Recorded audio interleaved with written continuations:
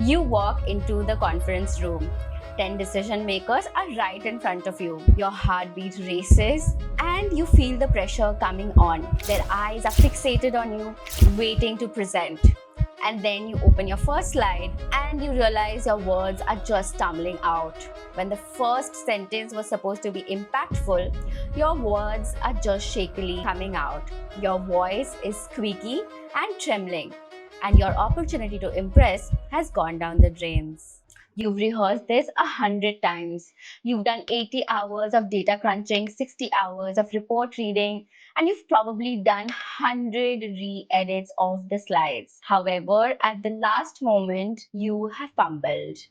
Now, all of this had you taken care of one vital ingredient, your confidence. What if I tell you that this does not have to be your story? That the difference between nailing the presentation and completely floundering is just that one ingredient, the confidence in yourself that you will be able to pull it off. But it doesn't come on the stage in that 1 second. It needs to be built up step by step. The good thing is that most of us are born with confidence.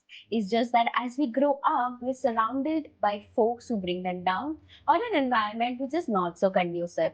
So we tend to self-doubt. In this video, we shall talk about 6 major pointers that will help you build unshakable confidence. Here's what I've learned after struggling with this problem for so many years. Your environment shapes your confidence more than anything else. So the first point is absolutely critical. You need to surround yourselves with cheerleaders, or at the very least, people who don't break you down. As an example, I had a manager who would always push me to present when he wasn't prepared, which meant that I wasn't aware and it always used to come as a surprise. This essentially led me to keep failing at my presentations and really hampered my confidence. And I came to know about it when I started interacting with others outside my team. So be aware of who you're interacting with. Be aware of the people around you. Let me be direct here. Move people who bring you down, taunt you, make you doubt yourself just away from your life. These interactions lead to self-loathing because they strip away the opportunity to feel good about yourself. But I also hear you asking, what if it's family? Unfortunately, the same applies to them. While in some cases, you may not be able to move them away from your life, it's absolutely necessary to draw boundaries. Trust me, I've been there too. When a family member says something negative, just draw that line. It's okay, you can do it politely. That's also an art. Say it aloud as many times as it's required. Just tell them, I don't appreciate comments like that. Or you could tell them, hey, from next time, just be a little more sensitive about my feelings when you give such a feedback. And if it absolutely doesn't work, create distance. And I think to a certain extent that's possible. Once you're 18, you can always opt for college that is away from your home. Same goes for job, etc., etc. But thankfully, most of us have family who's supportive, so you may not have to take drastic steps. Now here's the tricky part that took me years to master. You need to be polite while expressing your feelings to friends and family. I've noticed, especially women, that when they want to express their thoughts or they want to stand up for themselves, they'll start crying, or they might want to overcompensate themselves and come across as rude. In either way, it goes against us. Crying is seen as a sign of weakness, especially by the opposite gender. And you don't really want to be rude to anybody. You're just preserving yourself. So being assertive and remaining polite at the same time is also an art that needs to be learned. In that regard, I have a weird but very effective tip.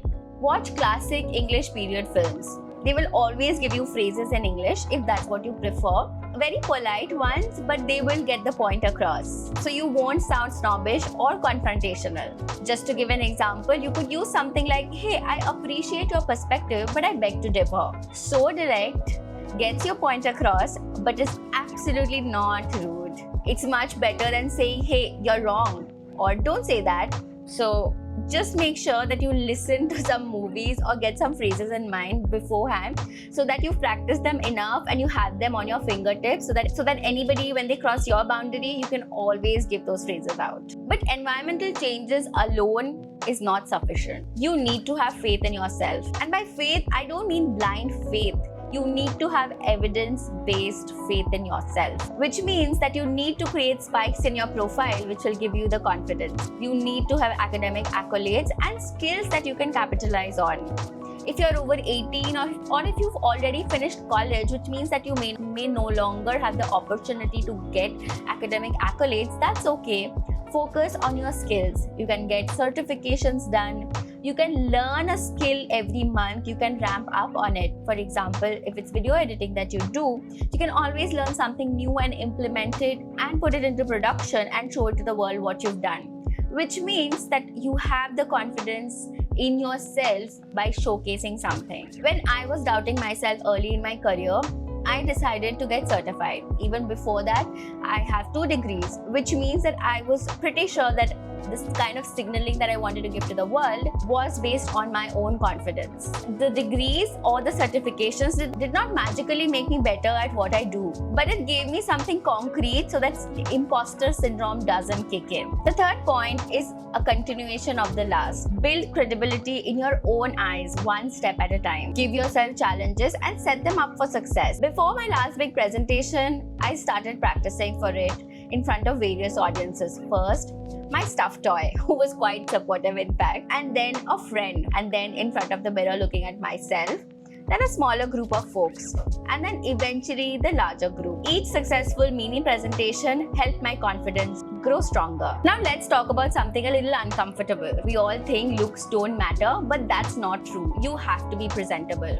You can't show up at a presentation or a large gathering looking tired. Wearing the wrong clothes, looking good also brings confidence. And looking good doesn't mean just putting on makeup, etc. It's also staying fit.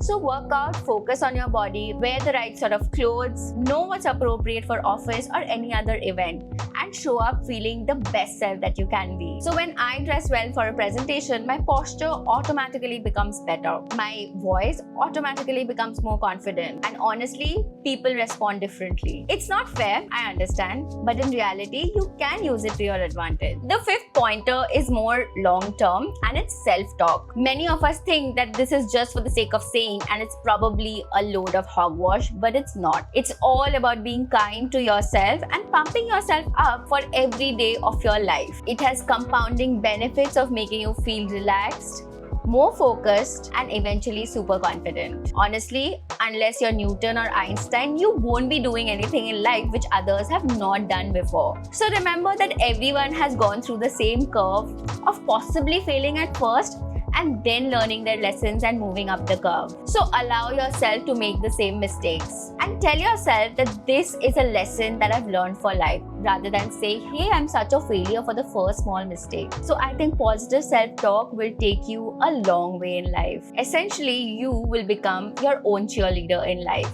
The sixth point is stepping out of your comfort zone. You know what will make you shiver a little bit, which is stepping out of your comfort zone. Of course, don't jump off a dangerous cliff with that in mind. What I mean is probably in an office call, just ask your manager if you can present. Be well prepared and take it as a small win.